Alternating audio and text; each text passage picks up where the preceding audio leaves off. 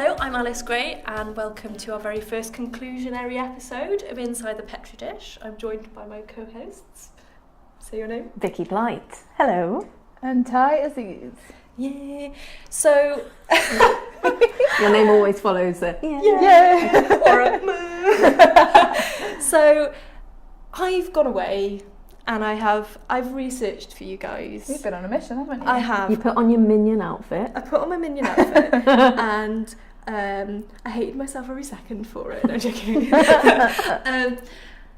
So I went away and I talked to some amazing people and I got an idea of how vaccines work and what it's like and what the consequences are of not being vaccinated, as well as getting an idea of the future of vaccinations, because we first started with an interview with an immunologist called Katie Welwyn-Brown, and we discussed how they work and her research, and this came up in a couple of the interviews that I was amazed about how empathetic people were, and that we talked about the idea of punitive measures for parents who refuse to vaccinate their children. So there's an idea coming into place that parents could be fined or liable for prosecution if they don't vaccinate their children, and their children then later die or become injured as a result of a vaccinatable illness. Okay. So that's quite heavy. That's very heavy. And Australia and a couple of other countries won't accept children into daycare if they haven't been fully vaccinated. I remember reading that on the news. Yeah, and then there was a backlash of parents who said, fine, we'll have a playgroup where none of the children are vaccinated, and people went, no, don't do that, no. So that sounds like a breeding ground of disease. I know, it sounds like one of those children will have like polio or something. It's just a really bad idea.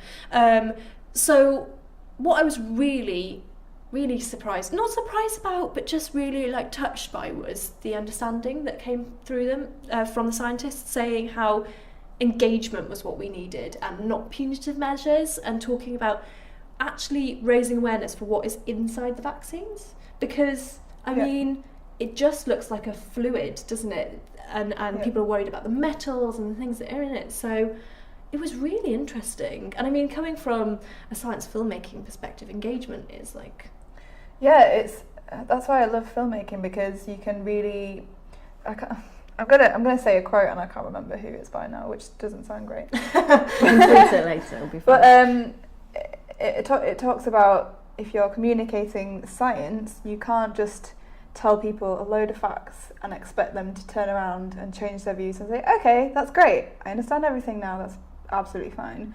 What you need to do is really get to learn people's emotions and where those emotions come from, their values, their understandings and beliefs, and really appeal to that on a deeper level. And that's what will change people's perspectives on something so controversial like that. So in terms of, say you were making a big film to try and promote vaccinating children, what would be the key areas? What do you think the biggest fears are, and how would you address them? I think, like we were talking about earlier in the introductory episode, a lot of people are feeling really empowered now to go and look online and on social media to see what they would rather do in their own parenting practice, which is great, but we all know the problem with social media is that it's not peer reviewed and fake news. Fake news, everybody. Huge. It's huge fake news. It's the biggest thing ever. It's the most beautiful fake news you've ever seen. Oh my God, I've already done Trump impressions. I've just got a really weird image of him with his hands now. Yeah. Well, we're talking climate change next week, so hey, it's... the Trump is going to come back. The Trump will return. It will return. So do you think, sorry to kind of interrupt, but do you think then it's about addressing fears, but also maybe sending out the right resources? So in terms of people will Google stuff and people will look on social media, so it's getting a campaign out there that gives people a secure factual place to go and get everything that they need. Yeah, it's about being open and making sure these things are accessible and understandable, that people know where to look.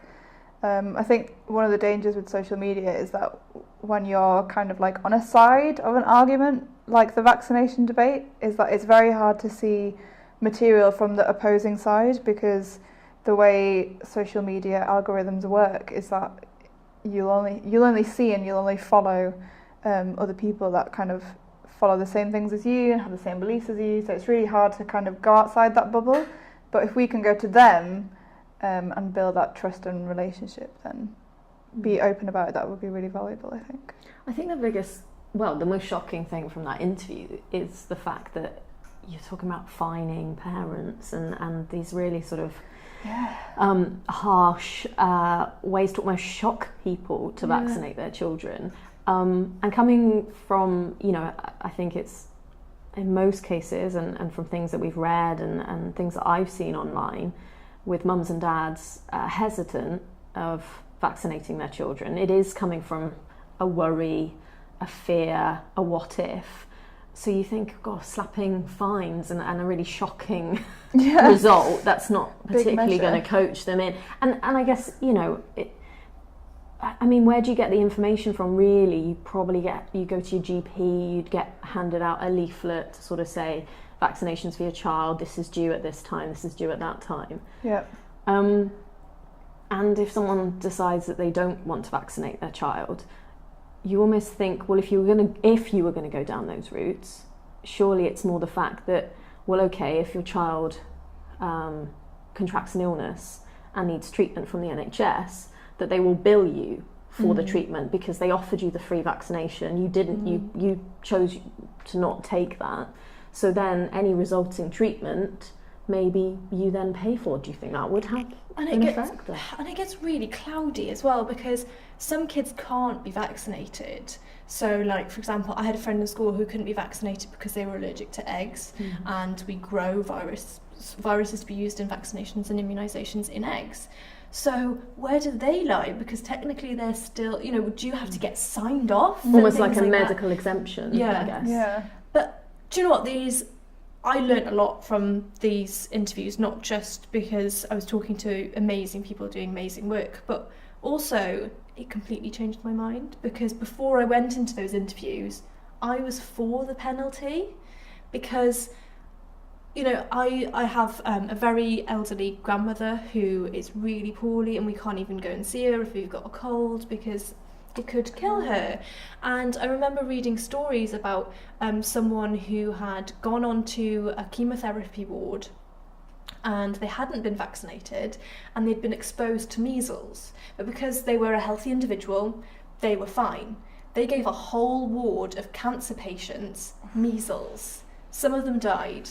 And I just think, in my mind, and I've said this in the interviews as well, that immunisations and vaccinations are a form of community work, because you are contributing towards herd immunity. Exactly. So making sure that as many people as possible can fight off an illness, so the people who can't or haven't got that ability to be vaccinated are protected, because before it gets to them, hopefully everyone else has calmed that virus. Yeah.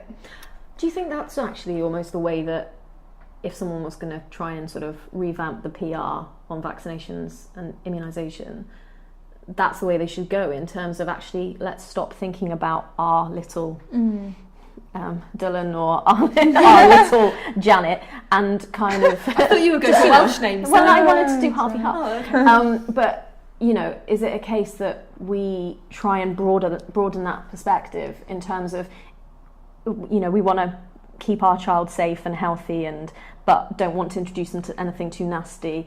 But at the same time, if we were told, hang on, actually, if you vaccinate your child, you are actually bringing down the risk of them contracting this, and this, because of... Because you're not just putting your child at risk of disease, you're putting other children that they play with and other people. So yeah, maybe if we spin that as in... And I also think that one of the PR problems of immunisations and vaccinations is that we don't have polio. Like, you don't go outside and see people with polio. Yeah. And It's very detached, isn't it? Yeah, so you Again, think, it's to do with emotions and understanding and engaging with a problem that is beyond your scope of view. If it feels like it's so far away, you know, people in Bangladesh and Pakistan and other remote parts of the world get polio, not here. It wouldn't happen here. Yeah, and that's because we had vaccinations and immunisations, but it's such a distant memory. Like, actually, before we started recording this interview, I was on Facebook, and there was a video of a guy, and he's one of the last men in an iron lung. And he lives his entire life in this giant machine because he contracted polio when he was a boy. And you think, if everyone could just see that he spent his whole entire life, and he made this video because he wanted to promote the fact that you should get vaccinated, because these aren't diseases that are, you know, couldn't come back. They could easily come back.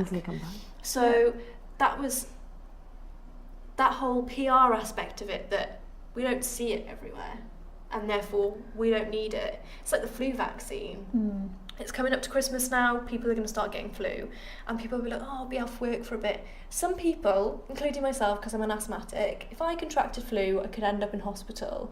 And I think that's what people forget. There's people who walk past you in the street who could be having treatment for cancer or cannot, you know, are severely... Their immune system cannot deal with another issue to handle. Exactly. So it's making people aware that these little viruses, they do exist. We can't see them with our eyes. Doesn't mean they're not there. And we are walking around carrying them. It's like MRSA. I know we're going off topic now because that's bacteria. But we all have MRSA on our skin. Yeah. You know, it lives in our noses and in our crevices, which is really lovely. Nice. But the reason we don't have MRSA infections is because we've got a good flora of bacteria on our skin, keeping it in check. The moment you go into hospital and they have to start anti-backing everything because they've got to limit sanitising everything, that's when MRSA, it basically just paves the way for it to grow and fester, and that's basically what you're doing with immunisations and vaccinations. Did either of the experts speak about live vaccinations and vaccinations? So, you know, flu jab obviously is not a live vaccination, but some babies will have a live vaccination. You know, chatting about, walk down the street and you could be walking past someone who's receiving chemotherapy or has a weakened immune system for some reason. In terms of live vaccinations, is there an argument to say we should be looking at making the vaccinations more safe in terms of those people can't be around someone who's had a live vaccination? So did that come up? We didn't cover that, but what was interesting was we talked about we did talk about how Matt, the intensive care doctor that I interviewed, he was talking about his children and how they were getting the flu vaccine, but they had it nasally.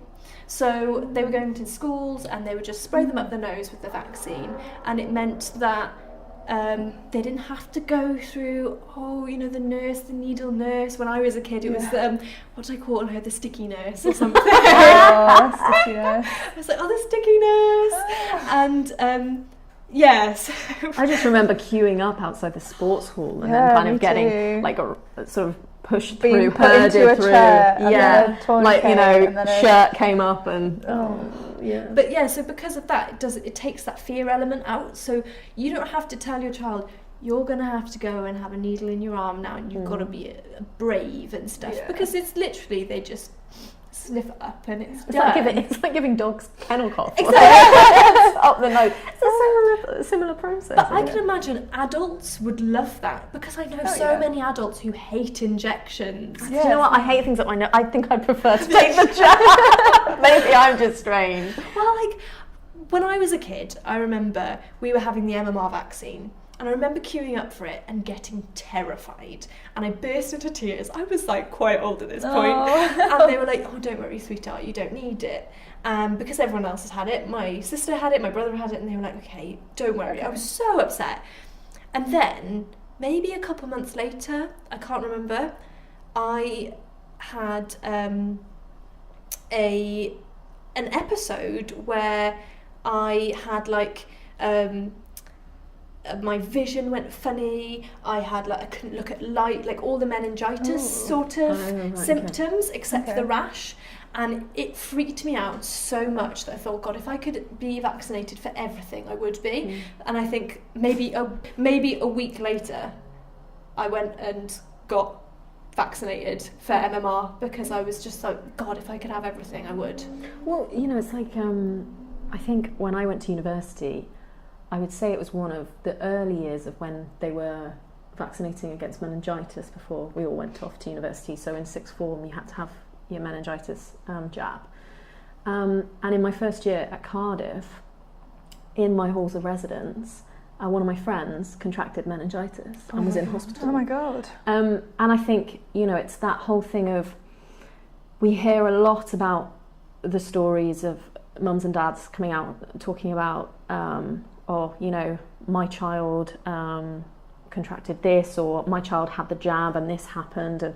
And we hear the big bad stories, but we don't necessarily hear the group stories of how many people it's protecting, how many, what the actual figures are. Because again, it's when someone says something nice about you, you kind of brush it off, don't you? Don't be silly, and you completely forget about it. If someone says something horrible about you, it sticks with you, doesn't it? You think, oh God, and it hangs over you, and you focus on that bad thing. It's like, if you get messages on a podcast or doing a show or whatever, and someone sends you a nice message, you're like, oh great, people are enjoying it. If someone sends you a horrible message, that's the one that you think, oh, and you focus on. And I think, again, with this, isn't there an argument to say that we do focus on the scare stories and those small cases of when a vaccination hasn't worked, or a child has developed something and there are links to, and people hook onto that because they think, oh my God, this is the most worrying news. And they fixate on that, rather than, well, okay, how many hundreds and thousands or how many millions of people have actually gone through their life and not contracted this, and been actually in contact with people and been safe because of it. People working with patients that are not well, and if our doctors and nurses weren't immunised against various things, then how would our society cope? Because then you're talking about, you go to somewhere to get treatment for your health, but the people treating you aren't necessarily protected from these things, or could be carrying something. I think, again, it's that bigger picture. And I mean, I think that neatly leads on to the next aspect, which was the future of vaccinations, because ultimately, research is currently going on to help vaccinate us against cancer, against asthma, diabetes. I don't know how a parent would think, I could get my child vaccinated against cancer and they would probably never get cancer. What about the HPV vaccine? Yeah. So, I'm happy to share. I publicly come out, I've written a blog about it, but I was treated for precancerous cells in my cervix, probably as a result of HPV, not high-risk HPV, fortunately, but HPV.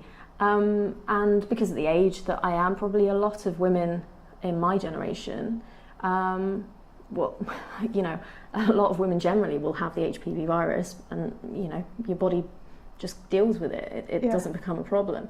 But the fact that, we're now in a place where in the last 10 years, teenagers are being given the HPV vaccine, and hopefully in the generations to come, women won't be put through the worry and the procedures and the hospital appointments and the fear that goes with having treatment and finding out you've got abnormal cells, and what does that mean, and how bad is it, and how quickly have they changed, and all these stuff, that won't even be an issue, and we won't need all of the supporting mechanisms that we've got right now, because hopefully it won't be an issue if girls are vaccinated for HPV. They don't have to worry about cervical cancer, and if boys are vaccinated as well, if that's what we move towards, then we really are going to stamp it out. And we've already seen a reduction in the amount of times women need to go and have cervical smears. Well, they're talking about dropping it, aren't they? Because the risk is less, because we're more likely to be able to fight it off. And in Wales, I think they've changed it, because when I was in uni, I was asked to have my first cervical smear at the age of 21, and in England at the time I was 25. Yeah. So my identical twin sister didn't have that option, whereas I did. And so I'm now 25 and I've had 2. Whereas now I think they've changed it back to the age of 25, and I think that's so important. At the age of 25, I've already had 2 cervical smears, and I've got used to the idea, and because it is a really invasive process. And for some women, you know, because of their anatomy and the way that things are facing and tilted, you know, for some women it's way more painful than others. And that has to be appreciated. And that gives you that peace of mind. Exactly. I know already I've had 2, and nothing's fine, you know, everything's fine. So I personally think that, you know, and I think I was the first year of people who had the HPV vaccine as well. Wow. Because I remember it being really new when we had it. And it was in sixth form, and we had to have a huge assembly about it because so many girls were panicking about it. I can't remember. I remember the questions being like. Parents. I remember I was working at the time doing a speech radio show, and I was doing a phone in, and we dealt with the HPV vaccine quite a few times. It was a hot topic in that year because you know, some parents were taking the view that it was promoting sex in young adults, and that, you know, if we're talking about having an HPV vaccine and then why and all the various things, you know, it was too much too young. But again, if it's something that's going to protect you in later life and something that you don't have to worry about, you think, do you know what? Chances are now I'm not going to have cervical cancer. And if it's being done in school as part of an educational programme, you know that kids are getting the right information, they're getting it at the right time, in a sensitive way. It's going to be in an environment and from people that they trust, their teachers, their peers. They can talk about it if they need that space to. And also that parents going to be supported as well. I think when a lot of parents go to the doctor, or an NHS specialist to be told about an immunisation or a vaccine, it can be quite intimidating for them because they think, oh God, there's a medical professional and I'm going to look stupid asking all these questions, whereas if it's with like a school or a community care provider, it's a bit more informal.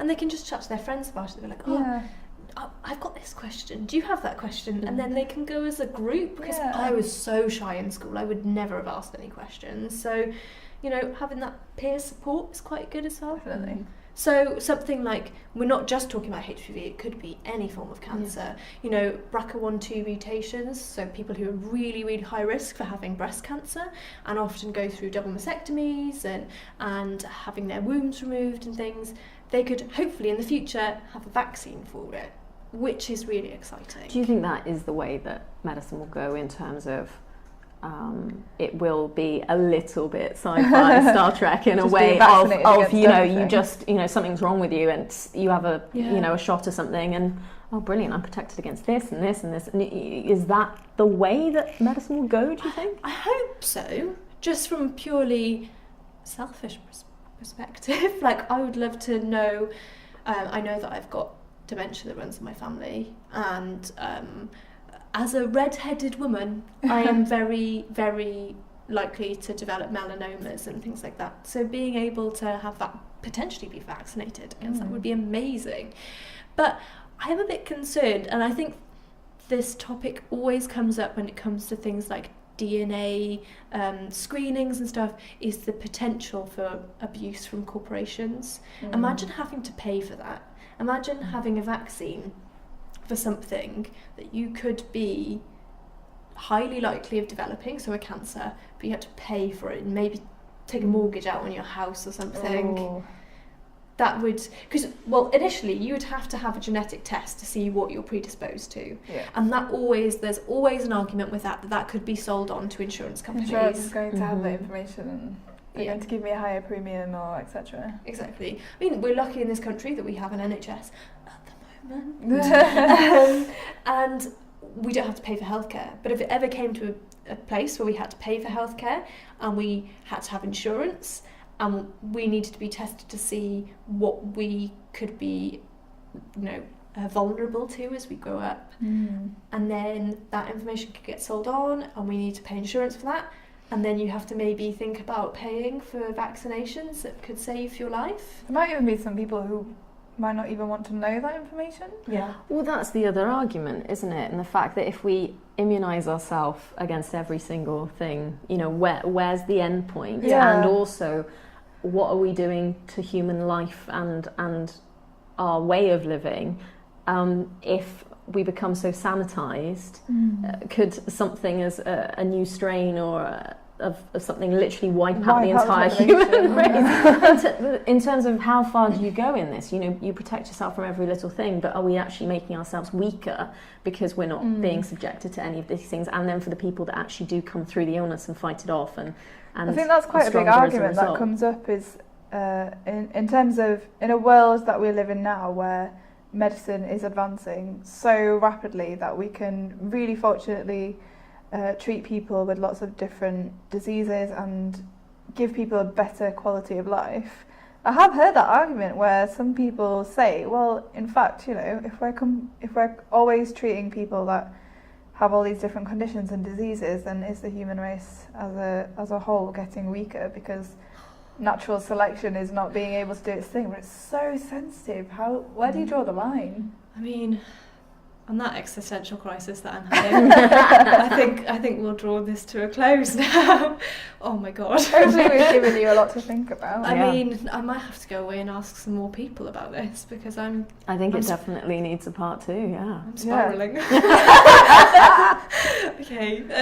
Anyway, thank you so much for joining me, and I look forward to the next story series of Inside the Petri Dish, where you ask me to do more work for you. Be our minion. So stay tuned for next time, and we'll see you later.